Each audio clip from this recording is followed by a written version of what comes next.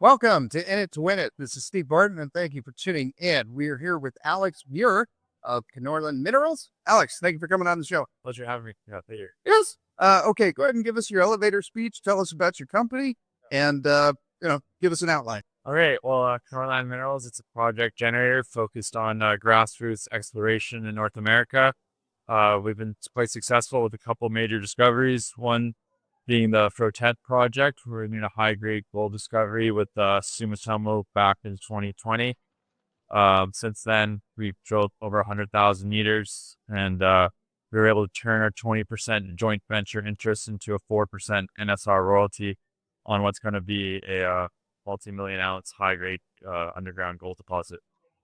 Okay. Give us an outline of what for those that didn't attend the rural classroom prospect generator camp, kind of give us a one-on-one on what that. Yeah, and I could maybe just speak to kind of our model. We go into low maturity areas that haven't had a lot of exploration. We stake the ground. We do large scale systematic soil sampling, try and pin it down to a drill target, partner with somebody, whether it's a major or junior, and passing along that high drilling cost risk and retaining, an equity position or royalty or project interest on that any particular project. Okay, so you go out, you essentially get the rights to the land. Yep. Right. And then you partner with someone like Newmont. Yep. And you say, hey, look at what we got.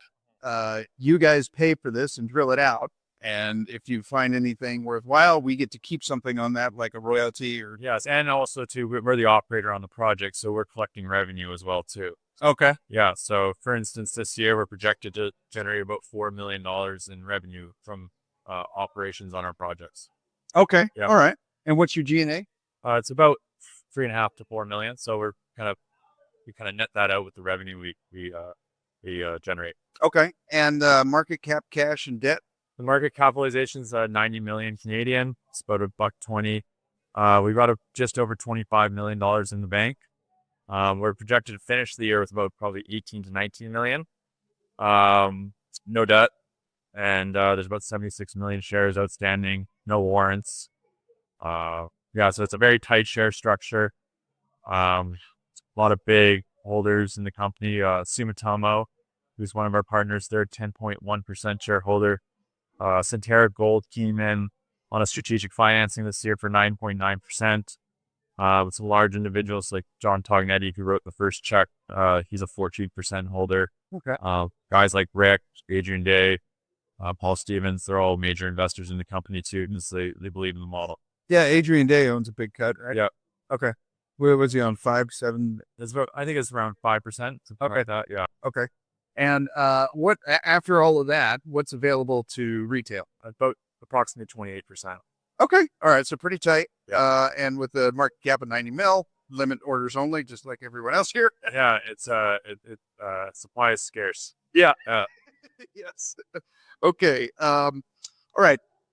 Tell us about your team, your CEO, and what experience they have that relates to what you guys are doing now. Yeah, so we have a team of about 15 people. We've got a technical team and a project operations team. They all worked at major mining companies, whether it was Newmont or Ivanhoe.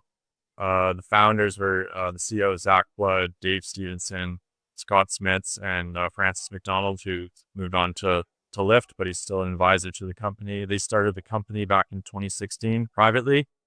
They took it public in 2021, and they made the big discovery at Frotet. It's a great team. Everyone's really passionate about making discoveries. Like, there's not a lot of groups out there that are doing real grassroots exploration. It's all green fields, interesting brown fields. So I think that's where there's a bit of uniqueness with Kenorland. Okay. And tell us which projects you've got. Yeah, so obviously the crown jewel would be the Frotet Project, where we have the 4% NSR royalty. The next kind of big, exciting project is South Buchi. That's in the Red Lake District, just 90 kilometers to the east of the Great Bear Project.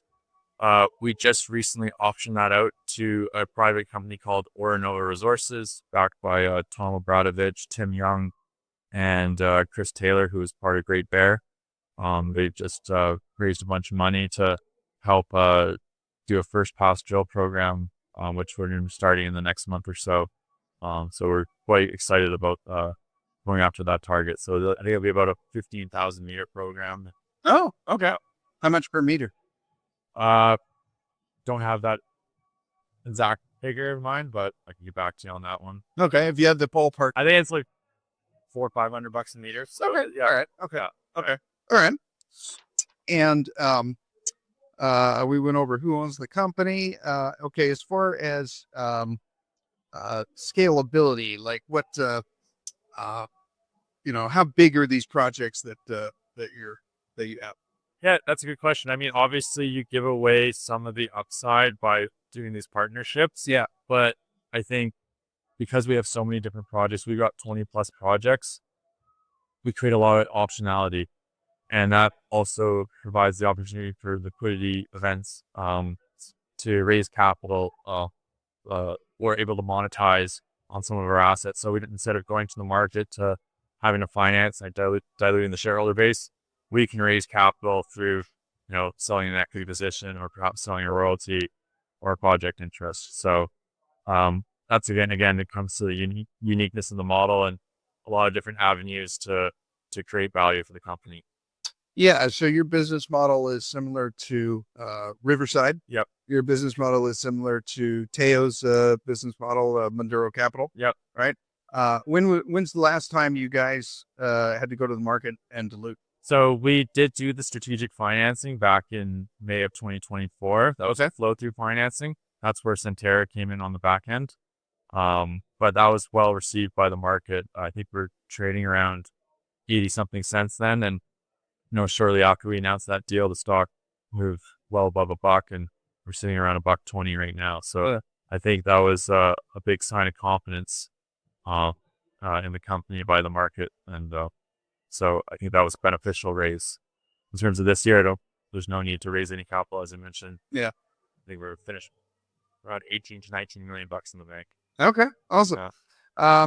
Okay. What is the principal unanswered question that is facing Kenorland? I think, when you get to the drill stage, is there any gold there or not in the concentration, right? Yeah. You do all that work for 3 years to drill test it. It's okay. Is there a economic mineral system there? I think that would be those are the unanswered questions there. Okay. Yeah. What could go wrong? You don't hit anything. Obviously, like with the royalty, if the mine doesn't go into production, You don't get paid. you don't get paid, or there's no value ascribed to that royalty. Yeah, a lot can go wrong, right? Like I think in this business, you're always threading the needle at every single step. Yeah. So it's a high risk business, but it's a high reward business. I think we do a good job of mitigating that risk by transferring that risk to third parties through having them fund the drilling, because it's easy to fall in love with the project, and if something's not working out, you put the onus on the other party to make that decision to drop it. How much money have you guys raised since inception? 39 million. 39 million. Yep. Okay. 39 million raised. Yeah. We have a really interesting slide in our corporate presentation where it outlines all of the expenditures and the history of the company. So that's about $125 million, of which about 97 million is partner funded and the remainder sole funded. So it's about an 80-20 ratio.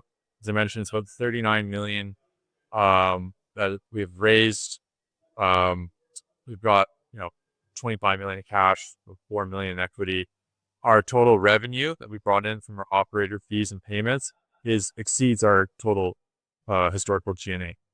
So it's quite unique. We actually pay taxes too. It's just unheard of for an exploration company. Yeah. That's what we call a first world problem. It's high quality problem. Okay, now run through the list real quick of the major operators that you've been collecting OPM, other people's money from. Sumitomo, Mm-hmm. Newmont, Centerra. I guess coming up with the Oronova with the private deal. We've done with Antofagasta in the past, Freeport, Barrick. So we've had a lot of majors. A few other smaller juniors, Targa. It's quite a bit.